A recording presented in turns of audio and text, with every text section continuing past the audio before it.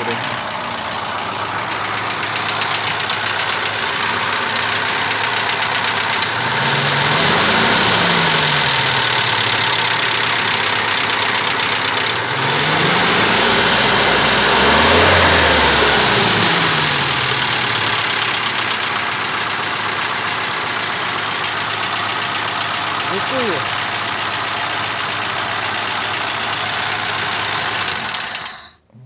Вот у нас непонятный стук.